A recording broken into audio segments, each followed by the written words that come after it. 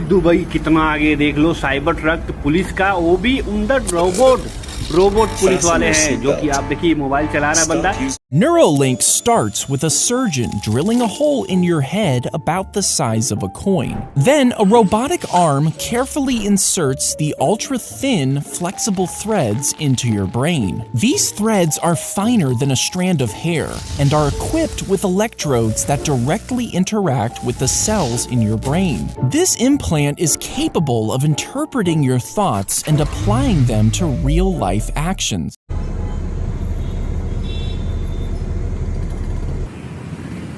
ये है हमारे मोदी जी का विकास, देख लो भैया। इंडिया में आ गया है ट्रैक्टर जो बिना ड्राइवर के चलेगा, ऑटो पायलट मोड पे। भैया मेरी तो फट गई है ये देख के। अब छाता जो है ऊपर बंद करने का मन नहीं कर रहा। देख लो, मैं खेत देखने आया था और बारिश का मौसम है। देख लो, ये 36,000 वोल्टेज उतना दूर है और छतरी में मेरे करंट आ रहा है भैया। ये देखो, लाइव प्रूफ देख लो, कोई बनावटी नहीं है। बच के रहना भाई। आपको 5G के बारे में मालूम है या नहीं? थोड़ा सा मालूम है। 5G is a target based beam based technology. Millimetre wavelength होती है। उसके अंदर क्या होता है, आर्टिफिशियल इंटेलिजेंस को और बड़ी हैवी मशीनरी को कंट्रोल करने के लिए 5G ही चलेगा। 6G और 7G से आर्टिफिशियल इंटेलिजेंस कंट्रोल नहीं होती है। अब इन्होंने एविएशन के रूल बदले, आपको मालूम है इस बात का? नहीं पता। इन्होंने ड्रोन उड़ाने के भी रूल बदले इस लॉकडाउन में। रीजन बीइंग, ये वर्ल्ड इकोनॉमिक फोरम का एजेंडा है कि आपको डिलीवरी ड्रोन से होगी। अब जो ये अभी तो फ्लिपकार्ट और अमेजन चल रहा है, ये फेल होगा। अब ड्रोन कैसे देखेगा आपकी लोकेशन को?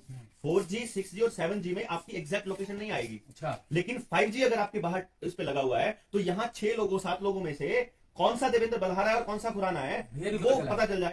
आर्टिफिशियल इंटेलिजेंस के लिए 5G लेकर आने लग रहे हैं लोग, ना लगे स्पीड के लिए लाने लग रहे। भाई साहब, 5G को इंस्टॉल करने के लिए 4G की स्पीड घटाई ताकि लोग धक्के दें 5G मांगे। 5G क्या करेगा? आर्टिफिशियल इंटेलिजेंस, रोबोट्स और जो ये हाई रेजोल्यूशन सीसीटीवी कैमरे लग रहे ना आपके हर रोड पे, हर मोड़ पे सीसीटीवी कैमरे लग रहे। पहले अपराध बढ़ाया जाएगा आपके आसपास, चोरियां करी दिखाएंगी, फिर उन चोरियों को नहीं दिखाते, सीसीटीवी कैमरे की पकड़ में आ गया, नहीं तो नहीं उठाता। मतलब समाज ने तोड़ गए। मारे इतने बड़े सीसीटीवी कैमरे होया करते, मारे बुढ़े गाड़ में बैठे रहे है, मत्थी किसी की ना कोई डांगर बढ़ सके ना कोई बाहर का मानस बढ़ सकेगा।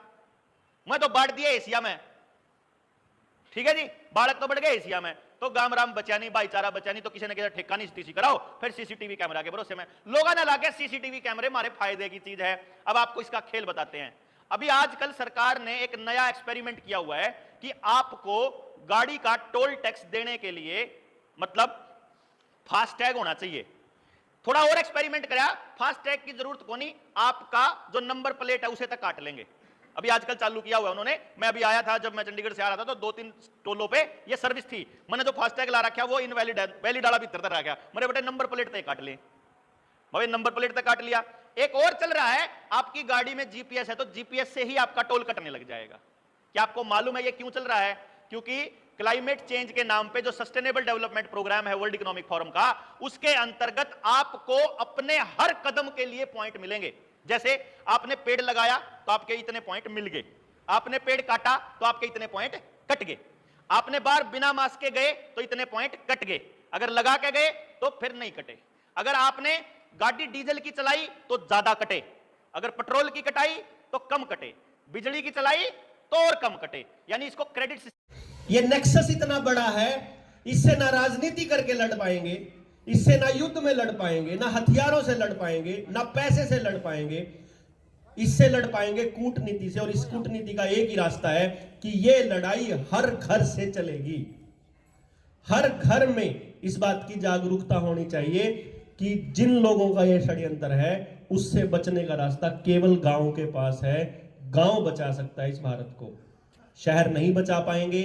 और इन लोगों ने, इन सरकारों ने गांव खत्म करने हैं, इसीलिए गांव में सीसीटीवी कैमरे, गांव के अंदर गांव की व्यवस्था को खत्म करना, गांव के भाईचारे को खत्म करना, गांव के लोगों को कर्जदार बनाना, गांव के लोगों को गांव से पलायन करके बाहर भेजना, इसी व्यवस्था के तहत है कि गांव को शहरों की तर्ज पर विकसित करेंगे। ये मुख्यमंत्री और उप मुख्यमंत्री का बयान है, क्योंकि उनका टारगेट है जो 1990 के दशक में चालू हुआ था, जब वो समझौते होते, कौन सा समझौता है, क्या नाम उसका, WTO एग्रीमेंट का नाम था उसका, डंकल प्रस्ताव।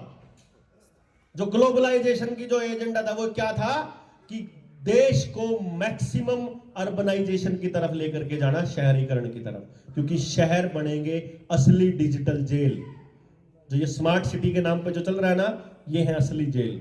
आपका चालान भी आपकी गाड़ी के नंबर से कटेगा, आपका टोल भी आपकी गाड़ी के नंबर से कटेगा, आपके पैसे भी आपकी शक्ल देख के ही कट जाएगा, आपकी उंगली लगा के ही कट जाएगा, आपके आने से ही आपका पता चल जाएगा, आपके जाते टाइम आपका पता चल जाएगा, आप क्या खाते हो, क्या खरीदते हो, क्या पहनते हो, किस तरह की दुकान चलाते हो, किस तरह के लोगों से मिलते हो, किस तरह के लोगों को मदद करते हो, कहां बैठे हो, क्या करते हो, सब कुछ जानकारी उनको चाहिए। अपने घरों से, स्पेशली अपने बच्चों के हाथों से ये जो हथियार है ना, ये फेंकना पड़ेगा आपको। और ये तब तक आप नहीं फेंक सकते जब तक आपके पास वो इंतजाम ना हो कि अपने बच्चों को करने के लिए क्या दे फिर पूरा दिन। अगर ऑनलाइन नहीं पढ़ रहे तो कैसे पढ़ाए, इस पे भी बात करनी पड़ेगी। और इतने सारे काम है करने के लिए कि जितने गांव के बालक है ना, सारे एडजस्ट हो जाएंगे। और जब वो बच्चे गांव के लिए करेंगे तो उनके लिए मिलके गांव वाले कर लेंगे। इज्जतें तो देनी है बस। अब मेरे पास रिकवरी वाले आए, मैं आपको बता रहा हूं, मैं यहां से करनाल जा रहा था और अंबाला जैसे ही मैंने क्रॉस किया, अंबाला और शाहबाद के बीच में एक स्कॉर्पियो गाड़ी, काली स्कॉर्पियो रुकी। हम लोग, हमारी गाड़ी रुकवा ली स्कॉर्पियो। मैंने कहा फटाफट इनको वीडियो चालू कर देखते हैं क्या कहते हैं, देखेंगे। वो आया जी, उसने उतारी, वो गाड़ी नरेंद्र के नाम है, नरेंद्र विद्यार्थी के नाम। तो उसने बोला शीशा उतार के, हाँ भाई नरेंद्र के नाम है गाड़ी। मैंने कहा हाँ भाई नरेंद्र के नाम है। इसकी किस्तें नहीं गई हुई। मैंने कहा किस्तें भेज नहीं रखी भाई, जानबूझ के रोकी हुई है। बोला क्यों? मैंने कहा क्योंकि बैंक ने हमारे साथ कुछ धोखा किया हुआ है और बात अभी कंप्लेंट रेज की हुई है, और जो किसी भी मसले पर जब तक कंप्लेंट चल रही है तब तक कोई भी रिकवरी एजेंट किसी गाड़ी को नहीं रुकवा सकता। शायद ये आपको पता नहीं है, अगर आपको पता होता तो आप कभी भी गाड़ी नहीं रुकवाते। आपको मालूम है आपकी रिकवरी एजेंसी का लाइसेंस रद्द हो सकता है। बोला कागज दिखाओ जो आपने। मैं कहा आवेदन दिया हुआ है, हमने आवेदन दिया हुआ है। उसने कहा आवेदन दिखाओ आवेदन। तो मैंने कहा तुम कौन हो? यही हुई थी ना, तुम कौन हो भाई? तुमको क्यों दिखाऊं? तुम थर्ड पार्टी हो, तुम प्राइवेट एजेंसी हो, तुमको क्यों दिखाऊं? मैंने बैंक के साथ मेरा मसला है, मैंने बैंक को कागज भेजे हुए हैं, बैंक जवाब देगा। आप बैंक से पूछिए इस गाड़ी का नंबर सही है कि गलत, इसका कोई अगर कंप्लेंट, क्योंकि ये रिकवरी का नियम है, आरबीआई की तरफ से ये इंस्ट्रक्शंस है हर एक बैंक को और हर रिकवरी एजेंसी को कि अगर किसी लोन के मसले पर किसी कस्टमर का अगर कोई कंप्लेंट है या कोई इशू रेज किया हुआ है तो उसका रिकवरी वाली प्रोसेस वहीं पर रुक जाएगी। तो सबसे पहले नंबर पर तो हमने आवेदन लगाया, लगाते ही रिकवरी प्रोसेस रुक जानी चाहिए, यह आरबीआई का नियम है। सबसे पहली बात तो रिकवरी वाला कोई आ ही नहीं सकता। एक साथी ने लिखा हुआ था एक क्वेश्चन के अंदर कि रिकवरी एजेंट मेरे गांव का है, वो रोज शाम को आके मेरे घर आ जाता है। उसके लिए बता दूं मैं, रिकवरी एजेंट पहली बात तो आ नहीं सकता। दूसरे नंबर पर आएगा तो फोन करके अपॉइंटमेंट लेके आ सकता है। ये रिकवरी एजेंसी को नियम दिए हुए हैं, उसको पूछ लेना आज जाकर के कैसा है, ये वीडियो दिखा देना कि इतनी बाड़ी काट के बता देना रिकवरी एजेंट को कि पहले ये बात सुन ले, अगर इसमें झूठ हो तो बता। अगर इसके बाद भी वो कहता मैं नहीं मानता ये बातें, तो वो गुंडागर्दी है। फिर गुंडागर्दी का इलाज लठ है भाई, फिर कुछ नहीं है भाई। गुंडा अगर कोई घर में घुस रहा है, देखो कायदे से कोई बैंक का कर्मचारी आएगा, कायदे से आएगा तो स्वागत है, कायदे से बाहर जाएगा तो उसको रगड़ा जाना चाहिए। क्यों जी? फिर तो उसका जो मर्जी इलाज करो, फिर अपन कुछ नहीं कहते भाई, ठीक है ना, फिर अपना कोई वो नहीं। वो अगर कल को तो वो हमारे घर में कुछ घुस के कुछ भी कहेगा यार, फिर हम चुपचाप थोड़ी मान लेंगे लोन के बदले में। चलो रिकवरी वाले पॉइंट पे आके फिर लोन वाले पे आएंगे। रिकवरी वाले पॉइंट पे सुन लो, कोई कर्मचारी आपको ऑफिस आवर के अतिरिक्त कॉल नहीं कर सकता। अगर 9 से 5 का, 9 से 6 का या 8 से 7 का जो भी समय है रिकवरी का, आप बैंक की वेबसाइट पर जाइए। बैंक की वेबसाइट, जिस बैंक से आपने लोन लिया हुआ है उस बैंक की वेबसाइट के ऊपर रिकवरी एजेंसीज का नाम लिखा होता है कि हमारी ये रिकवरी एजेंसियों को हमने ठेका दिया हुआ है। उन रिकवरी एजेंसियों के मालिकों के नंबर लिखे होते हैं, वहां पर सब कुछ लिखा होता है, वो लिखो। और जो रिकवरी एजेंसी वाला आपके यहाँ आता है, बैंक वालों को कंप्लेंट करके बोलो कि ये आदमी आता है, इसका ये फोन नंबर है, मेल कर दो आप। वो आदमी की रिकवरी एजेंसी गायब हो जाएगी, खत्म हो जाएगी, जो आदमी गलत करेगा। तो इसमें मजबूत आप हो। सबसे पहली बात, ऑफिस के जो टाइम है उससे पहले कॉल नहीं कर सकता, उसके बाद कॉल नहीं कर सकता। दूसरा, फोन पर आपसे जबरदस्ती करने की या धमकी देने की या जोर से भी नहीं बोल सकता। वो पोलाइटली बोलेगा, वो प्यार से आपको समझा सकता है कि अगर आप लोन चुकता नहीं करेंगे तो आपका सिबिल खराब हो जाएगा। वकील साहब गलत तो ये देखो ये है ब्रेन, और ब्रेन में फिट होने से जस्ट पहले ये है न्यूरालिंक चिप। न्यूरालिंक चिप को फिट करने के लिए और दिमाग तक पहुंचने के लिए सबसे पहले तो डॉक्टर आपके सिर पर एक छोटा सा कट लगाएंगे, मतलब वो आपके सिर के ऊपर की स्किन को इस तरह से साइड कर देंगे। जब ये स्किन हटाई जाती है ना, तो वो मजबूत हड्डी नजर आने लगती है जो आपके दिमाग को कवर करती है, यानी कि आपके सिर की हड्डी, जिसे स्कल बोला जाता है। चूंकि ये सिर की हड्डी बहुत ही मजबूत होती है, इसलिए डॉक्टर्स को इसमें छेद करने के लिए एक स्पेशल ड्रिल मशीन का यूज करना पड़ता है। स्कल के नीचे ये जो व्हाइट कलर की परत आपको दिखाई दे रही है, ये है ड्यूरामेटर। स्कल और ड्यूरामेटर का मेन काम होता है हमारे नरम और जेली जैसे ब्रेन को बचा के रखना। अब डॉक्टर्स ड्यूरामेटर पर भी एक कट लगाकर उसको भी हटा देते हैं, और जो हिस्सा अब आपको दिख रहा है वो ही है असल में हमारा ब्रेन, जिसमें ये न्यूरालिंक चिप फिट की जाएगी। अब तक डॉक्टर ने अपनी मेहनत से सर्जरी को ऑलमोस्ट कंप्लीट कर ही दिया है, लेकिन इस सर्जरी को फाइनल टच देने का काम ये R1 रोबोट करेगा। ये रोबोट सबसे पहले तो अपने हाईटेक सेंसर से दिमाग का एक डिटेल्ड 3D मैप बनाएगा, और फिर वो जगह आइडेंटिफाई करेगा जहां कोई ब्लड वेसल्स ना हो, मतलब सर्जरी के लिए दिमाग के अंदर कुछ सेफ जोन्स को चूज करेगा। किसी सिलाई मशीन की तरह ही ये रोबोट एक एक करके न्यूरालिंक में लगे इन 64 थ्रेड्स को बड़ी ही सफाई और प्रिसीजन के साथ दिमाग में फिट करता जाएगा। फाइनली सारे थ्रेड्स लगने के बाद न्यूरालिंक का ये डिवाइस स्कल में इस तरह से रख दिया जाएगा। अगर आपने साल 1999 में आई आइकॉनिक फिल्म द मैट्रिक्स देखी होगी तो आपको याद होगा कि उसमें एक अलग ही तरीके का डिवाइस दिखाया गया था। उस टाइम पर तो हमने सपने में भी नहीं सोचा था कि मैट्रिक्स वाला वो इम्पॉसिबल डिवाइस एक दिन सच में एग्जिस्ट कर पाएगा, पर गेस व्हाट, इलॉन मस्क के न्यूरालिंक ने इस इम्पॉसिबल को पॉसिबल बना दिया है। न्यूरालिंक बिल्कुल वैसा ही है जैसी ये आपकी स्मार्ट वॉच, लेकिन यहाँ पे ट्विस्ट बस इतना सा है कि ये स्मार्ट वॉच आपके हाथ में नहीं बल्कि डायरेक्टली आपके ब्रेन में फिट की जाती है। In a lot of ways, it's kind of like a Fitbit in your skull with tiny wires.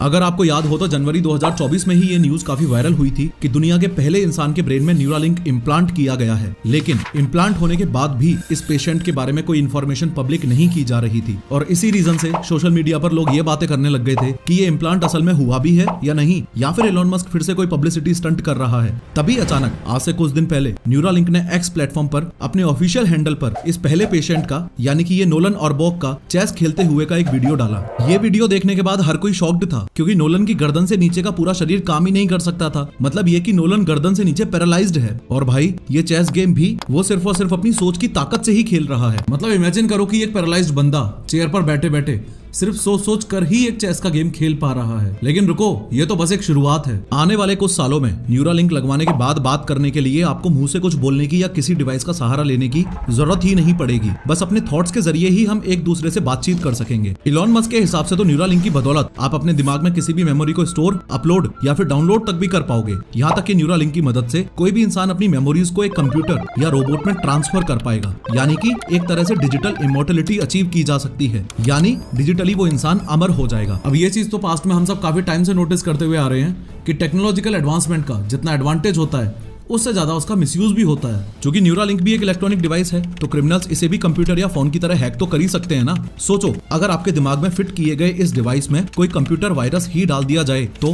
और हाँ, यूनाइटेड नेशंस ने तो ये वार्निंग तक भी दी है कि ये क्रिमिनल्स हमारे दिमाग में घुसकर हमारे थॉट्स, फीलिंग्स और यहाँ तक कि हमारी मेमोरीज तक को भी बदल सकते हैं। आज की इस 3D एनिमेटेड वीडियो में हम डिटेल में समझेंगे कि न्यूरालिंक क्या चीज है, आखिर ये काम कैसे करता है, और कैसे आने वाले कुछ टाइम में ये टेक्नोलॉजी हम इंसानों के लिए एक बहुत ही बड़ा गेम चेंजर साबित होके ही रहेगी। लेकिन हर बार की तरह शुरू से शुरू करते हैं। न्यूरालिंक एक BCI यानी कि ब्रेन कंप्यूटर इंटरफेस पर बेस्ड टेक्नोलॉजी है। इसमें एक चिप के जरिए कोई बंदा डायरेक्टली अपने दिमाग और कंप्यूटर के बीच एक रियल टाइम कनेक्शन बना सकता है। मतलब रियल टाइम कनेक्शन को आप ऐसे समझ सकते हो कि ये टेक्नोलॉजी हमें कंप्यूटर से एग्जैक्टली वैसे ही बात करने की ताकत देती है जैसे एक इंसान से बात करते हैं। थोड़ा और बेसिक लेवल पर समझें तो BCI एक कंप्यूटर बेस्ड सिस्टम है जो हमारे दिमाग में बनने वाले सिग्नल्स को पकड़ता है, उनको समझता है और फिर उनको कंप्यूटर की भाषा में यानी कि बाइनरी कोड्स में ट्रांसलेट करता है। आसान भाषा में बोलूं तो बाइनरी कोड्स यानी कि 0 और 1। हो सकता है आप में से कुछ लोगों को ये नहीं पता होगा कि कंप्यूटर्स इन्हीं 0 और 1 की भाषा में बात करते हैं। Finally computer in binary codes को समझकर स्क्रीन पर दिखा देता है। जैसे इमेजिन करो आप एक वीडियो गेम खेल रहे हो। एक ट्रेडिशनल तरीका जो आज तक हम यूज करते आए हैं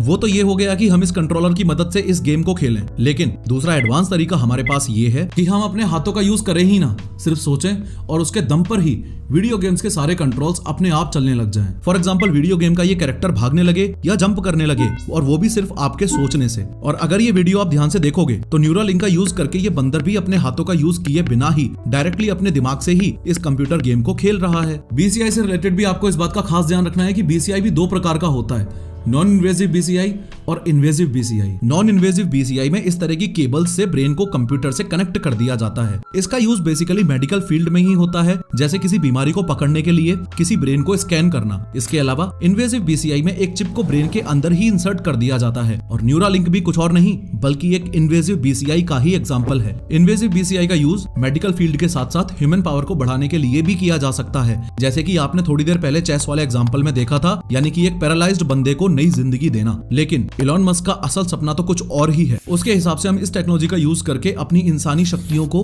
कई गुना बढ़ा सकते हैं। इस कॉन्सेप्ट को साइंटिफिक लैंग्वेज में ट्रांस ह्यूमन कहते हैं। अगर ध्यान से देखा जाए तो आयरन मैन यानी कि टोनी स्टार्क इस ट्रांस ह्यूमन वाले कॉन्सेप्ट में बिल्कुल फिट बैठता है। हाँ, इस बात से मैं एग्री करता हूँ कि इस समय न्यूरालिंक टेक्नोलॉजी उतनी ज्यादा साईफाई और एडवांस नहीं है, पर टाइम के साथ जैसे जैसे आर्टिफिशियल इंटेलिजेंस का इंटीग्रेशन और अपग्रेड्स इस चिप में होते जाएंगे, वैसे वैसे इसके अनबिलीवेबल रिजल्ट्स हम सबके सामने आते जाएंगे। आर्टिफिशियल इंटेलिजेंस ही फ्यूचर है और इसलिए आज के टाइम पे मिलियंस ऑफ पीपल एआई का most advance tool chat GPT use करते हैं। लेकिन ताज्जुब की बात यह है कि सिर्फ 5% से भी कम लोगों को ही चैट जीपीटी सही से यूज करना आता है। बाकी लोगों की तरह अगर आप भी एआई एंड चैट जीपीटी सीखने के लिए सही प्लेटफॉर्म ढूंढने में कंफ्यूज हो तो मैं रिकमेंड करूंगा कि आप 3 hours chat GPT and AI workshop join करो। वैसे तो ये पेड है, लेकिन पीओएच फैमिली के पहले 1000 यूजर्स जो नीचे दिए गए लिंक से रजिस्ट्रेशन करेंगे वो फ्री में सीख पाएंगे। इस वर्कशॉप में आप चैट जीपीटी जैसे 20 से ज्यादा टूल्स, टेक्निक्स और हैक सीखोगे जिससे आप अपने करियर में 10x ग्रोथ अचीव कर सकते हो, जॉब ढूंढ सकते हो, अप टू 100% सैलरी हाइक पा सकते हो, एआई को एक्सेल में इंटीग्रेट करके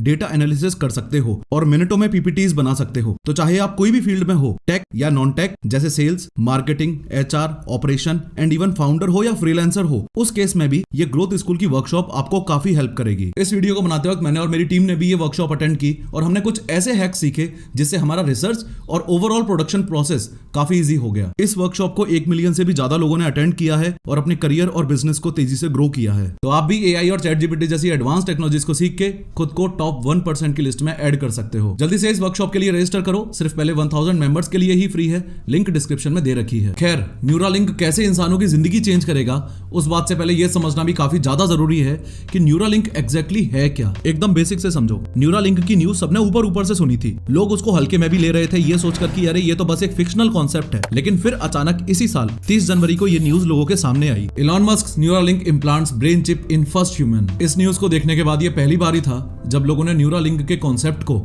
सच में सीरियसली लेना शुरू किया था। जिस न्यूरालिंक इम्प्लांट की बात यहाँ हो रही है उस इम्प्लांट को बनाने वाली कंपनी है न्यूरालिंक और इस कंपनी के फाउंडर हैं इलॉन मस्क, जो एआई इंडस्ट्री के सबसे बड़े टेक विजनरी कंसिडर किए जाते हैं। साल 2020 में हुए एक इवेंट में न्यूरालिंक के रिसर्चर्स ने बताया था कि न्यूरालिंक एक बहुत ही पावरफुल, फ्यूचरिस्टिक, हाईटेक प्रोडक्ट पर काम कर रहा है। इनफैक्ट ये एक ऐसा प्रोडक्ट है जो इंसानियत को पूरी तरह से बदल के रख सकता है। इवन इस इवेंट के हिसाब से कोई स्पेसिफिक रिजल्ट अचीव करने के लिए इस न्यूरालिंक को ब्रेन के अलग अलग एरियाज में लगाया जा सकता है। स्पेसिफिक रिजल्ट के हिसाब से न्यूरालिंक ने बेसिकली अभी 2 प्रोडक्ट्स की बात की है। पहला तो है टेलीपैथी और दूसरा है ब्लाइंड साइट। एक एक करके इन दोनों की ही बात करेंगे क्योंकि ये दोनों ही लाइफ चेंजिंग डिवाइसेस हैं। लेकिन शुरुआत सबसे पहले टेलीपैथी से करते हैं। बट अगेन, आगे बढ़ने से पहले ये बात आपको एकदम क्लियर पता होनी चाहिए कि जो चिप आपके दिमाग में फिट की जाएगी उसका नाम न्यूरालिंक नहीं है। न्यूरालिंक तो कंपनी का नाम है, जो चिप दिमाग में फिट की जाएगी उसका नाम टेलीपैथी है। अब जो न्यूरालिंक इस पहले पेशेंट यानी कि नोलन के सिर में फिट किया गया है वो है टेलीपैथी। टेलीपैथी को आज तक सिर्फ आपने साईफाई मूवीज में ही देखा होगा। इनफैक्ट ये एक ऐसी सुपर पावर है जिसमें बिना बोले ही सिर्फ और सिर्फ अपना ब्रेन का यूज करके ही किसी से भी बात की जा सकती है। अगर आपने एक्समैन मूवी देखी होगी तो ये प्रोफेसर एक्स आपको डेफिनेटली याद होगा। My name is Charles Xavier. I'm a mutant like you. I can hear your thoughts. Yes, and I can hear yours. इस वीडियो में आप क्लियरली देख पा रहे होंगे कि कैसे प्रोफेसर एक्स ने बिना बोले बस अपने दिमाग के जरिए ही सबसे बात कर ली है। न्यूरालिंक कंपनी अपने टेलीपैथी डिवाइस के थ्रू कुछ ऐसा ही अचीव करना चाहती है। इवन नोलन ने भी अपने आप को इस प्रोफेसर एक्स से ही कंपेयर किया है। खैर, टेलीपैथी के इस फर्स्ट वर्जन का नाम है N1 इम्प्लांट। शॉकिंगली ये N1 इम्प्लांट इतना छोटा है कि इसका साइज लगभग 5 रुपए के सिक्के के बराबर ही है। अब अगर इस N1 इम्प्लांट की बात करें तो ये N1 इम्प्लांट टोटल 4 सेक्शन से मिलकर बनता है। पहला सेक्शन है बायोकम्पैटिबल एनक्लोजर का, दूसरा सेक्शन है बैटरी का, तीसरे सेक्शन में है ये चिप और लास्ट सेक्शन में है ये पॉलीमर थ्रेड्स। एक एक करके इन सभी सेक्शंस को डिटेल में समझते हैं। सबसे पहला सेक्शन यानी कि ये बायोकम्पैटिबल एनक्लोजर एक ऐसा प्रोटेक्टिव कवर है जो पॉलीमाइड नाम से एक मटेरियल से बना है। इस मटेरियल की सबसे खास बात ये है कि ये ह्यूमन बॉडी में जाकर कोई सूजन या डैमेज क्रिएट नहीं करता है। अगले सेक्शन में है ये बैटरी और इस बैटरी की यूनिक बात ये है कि ये बैटरी वायरलेस चार्जिंग टेक्नोलॉजी पर बेस्ड है। अब इस टेक्नोलॉजी को एक एग्जांपल की मदद से समझो। इस आईफोन को चार्ज करने के लिए जैसे ही मैंने इसे चार्जिंग पैड पर रखा वैसे ही इसमें ये इलेक्ट्रोमैग्नेटिक करंट बनना शुरू हो गया। चार्जिंग पैड के ऊपर रखे हुए इस आईफोन में ये करंट इस तरह से पास होगा और बैटरी को चार्ज करना शुरू कर देगा। कुछ इसी तरह के प्रोसेस से न्यूरालिंक की बैटरी भी चार्ज होगी। अब ध्यान से इस बंदर को देखो, ये जैसे ही इस चार्जिंग पैड के नीचे जाके बैठा वैसे ही इसका डिवाइस भी चार्ज होना शुरू हो गया। इस बैटरी का एक डाउनफॉल जो नोलन ने बताया है वो ये कि N1 इम्प्लांट की बैटरी लाइफ सिर्फ 8 घंटे की है और इसे बार बार चार्ज करना पड़ता है। तीसरे सेक्शन में आती है ये N1 चिप, लेकिन इसके बारे में आगे बात करेंगे। चौथा और आखिरी सेक्शन है इन पॉलीमर थ्रेड्स का। एक इम्प्लांट में टोटल 64 थ्रेड्स हैं। इन थ्रेड्स की सबसे यूनिक